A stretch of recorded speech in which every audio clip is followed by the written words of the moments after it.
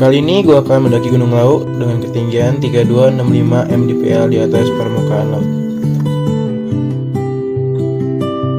Seperti biasa, kita semua berkumpul di stasiun Depok Lama.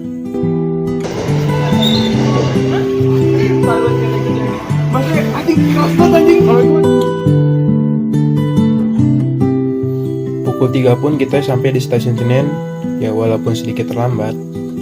Namun untunglah, kereta yang akan mengantar kita masih sempat kita naiki.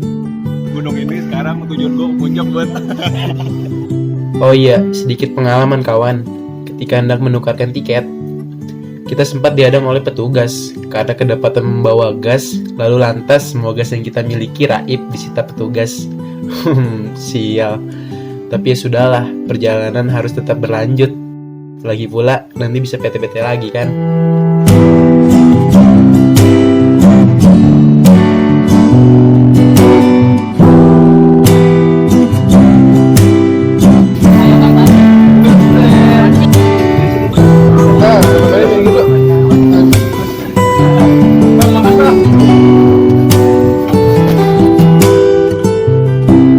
Kereta melesat membawa kami.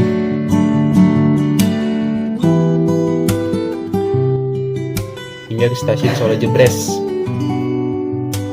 8 jam lamanya, akhirnya pada pukul 4 dini hari, kami pun tiba di sana.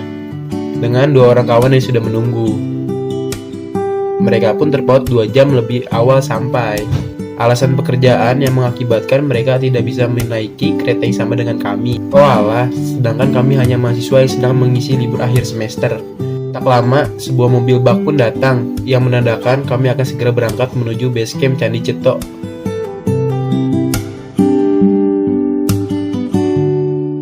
Berangkat.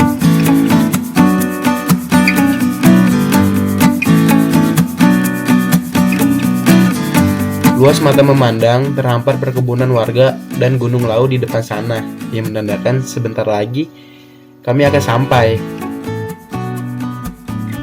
Setibanya di base camp, kita bergegas untuk packing ulang, sarapan dan sebat 2 bat lah tentu.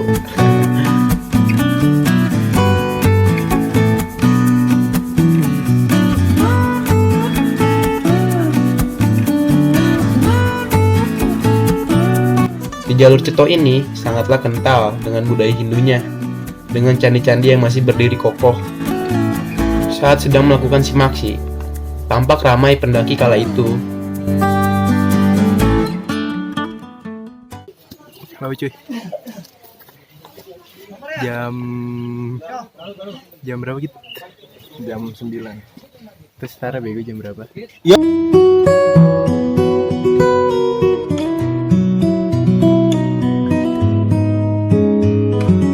Setelah berdoa, kami lantas memulai pendakian ini.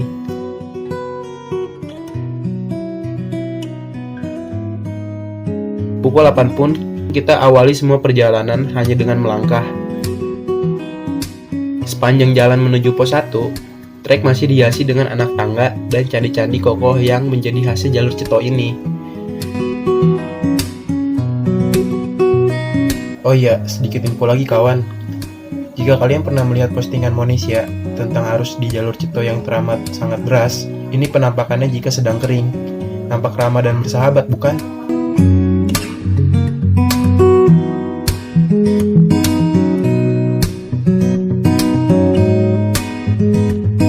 Gayung pun bersambut. Beberapa menit kita berjalan, perlahan trek pun mulai menukik dan siap mengguncang mental para pendaki. Tentunya.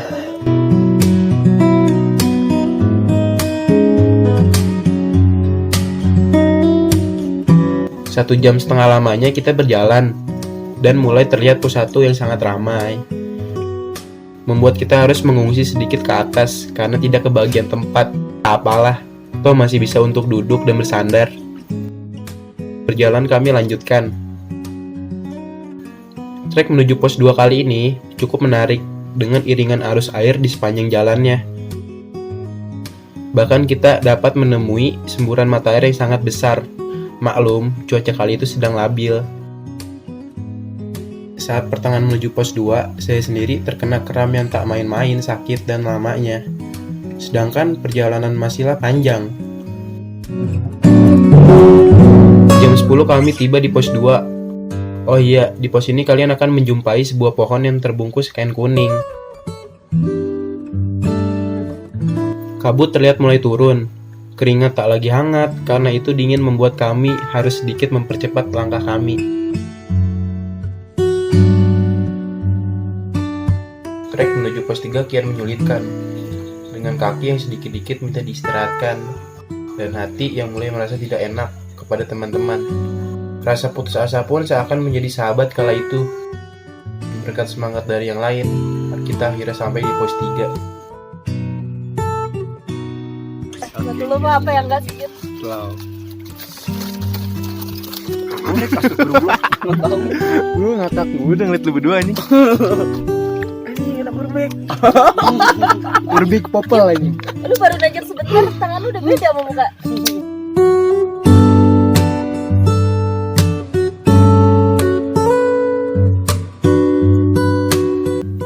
Singkat cerita, kita sampai di pos 4. Terlihat sudah ada beberapa tenda di sini. Usai beristirahat dan bercanda riang, langkah kaki kita lanjutkan untuk melangkah kembali, beriringan dengan kabut yang kian tebal.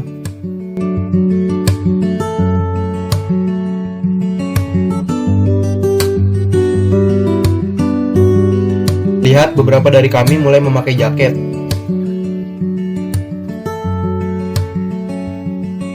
Sebenarnya trek menuju pos 5 terbilanglah landai dan vegetasi di sini pun tidaklah begitu rapat.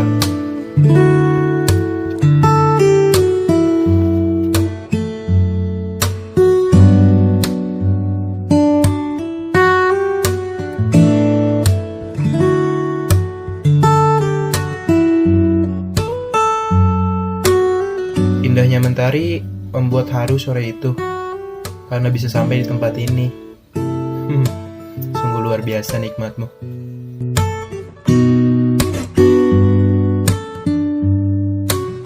Dan alhamdulillah kita sampai di pos 5 dengan sabana yang seakan memberikan selamat datang kepada kami.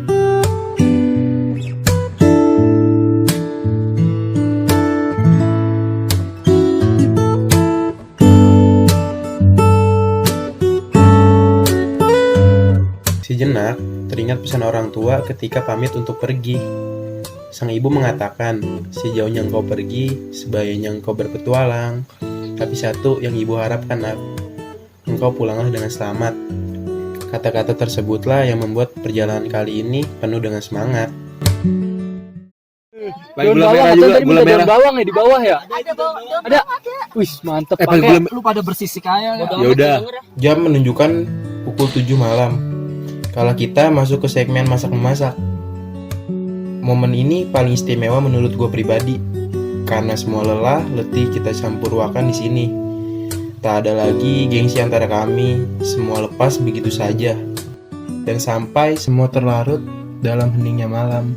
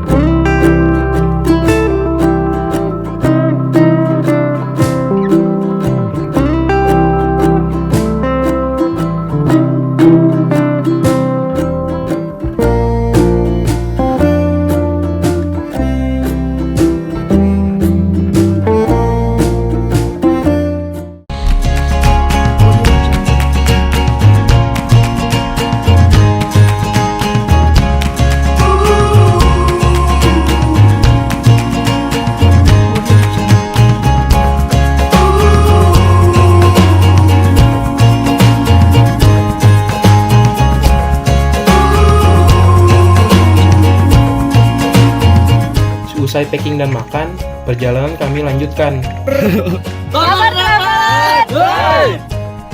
Kali ini perjalanan penuh dengan semangat, langkah terasa ringan, seiring trek yang tak membuat putus asa. Hamparan sabana yang luas akan memanjakan mata. Oh iya, tapi sebelumnya kita akan mengisi air terlebih dahulu di Gupak Manjangan.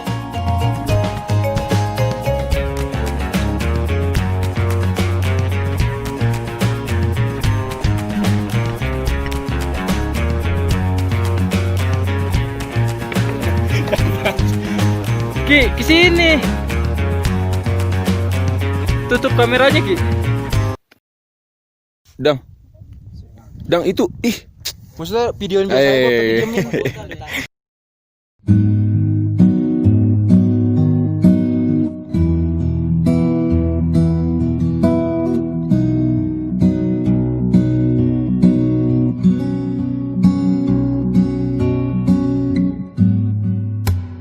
Satu jam lamanya kita berjalan menyusuri sabana, menembus kabut, hingga tiba di suatu tempat dengan perasaan sedikit bimbang.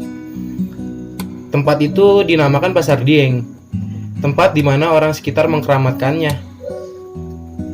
Di sini tak banyak kami berbincang satu sama lain, hanya hati yang selalu berdoa agar tak terjadi apa-apa. Seusai melewati Pasar Dieng, dari jauh nampak sebuah perumahan dan warung tertinggi di Indonesia. Tak lama kami sampai dan langsung disambut oleh anak dari Boyem sendiri. Sungguh pencapaian bisa sampai di sini.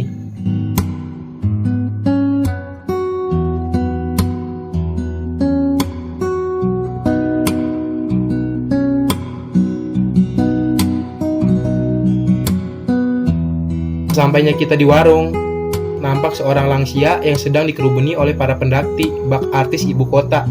Namun Boyem berbeda, beliau adalah artisnya Gunung Lau. Karena untuk menjumpainya saja butuh perjuangan.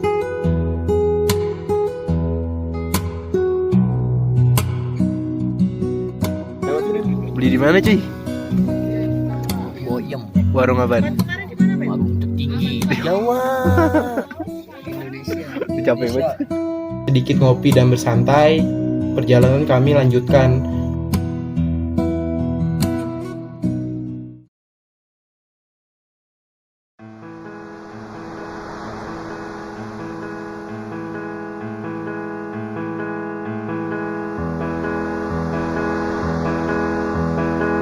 Trek menuju puncak kali ini memanglah terjal dengan tekstur bebatuan.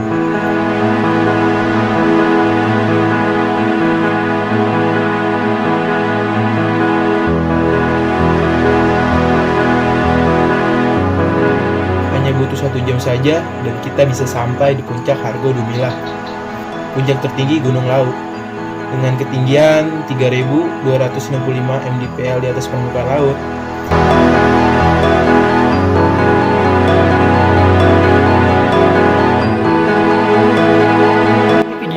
Video.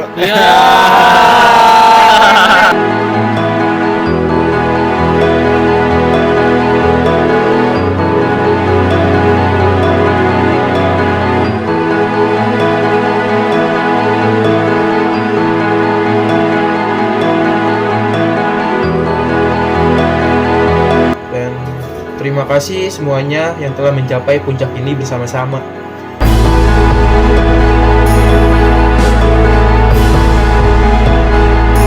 KPR Depok.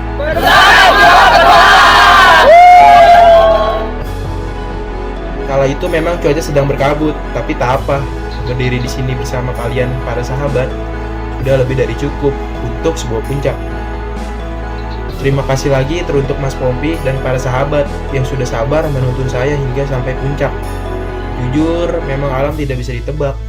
Tapi satu, dimanapun kalian berada dan seangker-angkernya gunung yang kalian daki, lisan dan perilakulah yang akan menjawab semuanya.